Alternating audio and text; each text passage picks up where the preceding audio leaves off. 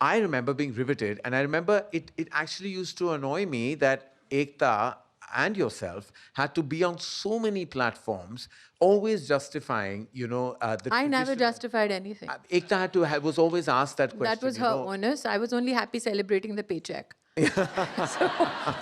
No, but like Ekta had to go on and say that, that this is not regressive, that this is something that is value based and has a certain deep rooted culture.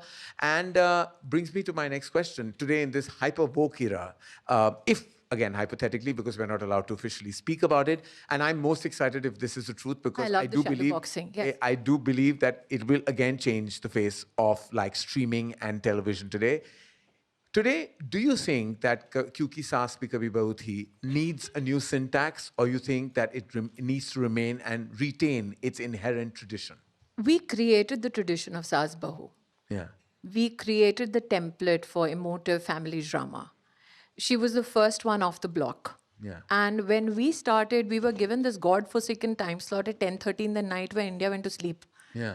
And I think it was to the credit of Ekta Kapoor and her team that took an absolutely dead slot.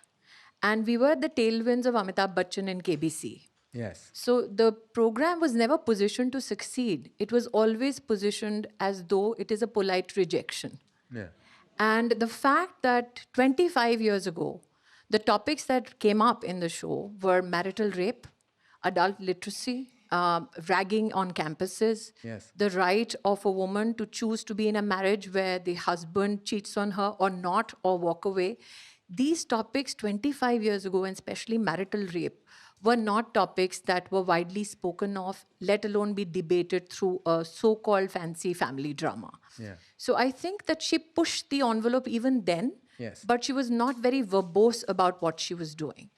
Today, in the so called woke generation that you speak of, there is a huge conversation around pay parity. Yes.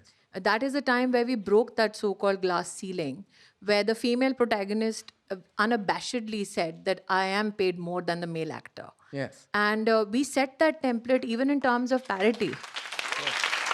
So, if presumably this is to happen again, I'm sure, given Ekta's inclination of pushing the envelope, she will do that again. Well, Ekta is a game changer, a trendsetter, and I've always said this, a bona fide genius. Literally, that mind and how it ticks is something that I have deep amount of regard for. And when it comes to Indian television, like you say, speak about pay parity, women have always ruled. You began that. Like you being paid higher than the male protagonist. I wasn't paid more than the male protagonist when I signed the contract. It happened. I had because you to, created the legacy I of that created show. that space, but I created that space in collaboration with the creator of the show. Yes. And I still remember that when we did that particular contract, that engagement, Ekta was very focused on the history we are about to create. Right. And everybody else was bothered about the paycheck. So she's always been focused about what is the new threshold that she can cross, or what is the new template that she can establish, or what new standard she can set. But I think that if you look at the Kyunki journey in totality, the most, I think, well-kept secret about Kyunki is that I had a contract to do it again in 2014. And I walked away from it because I had to serve in the Indian Parliament as cabinet minister. Yeah. Yeah.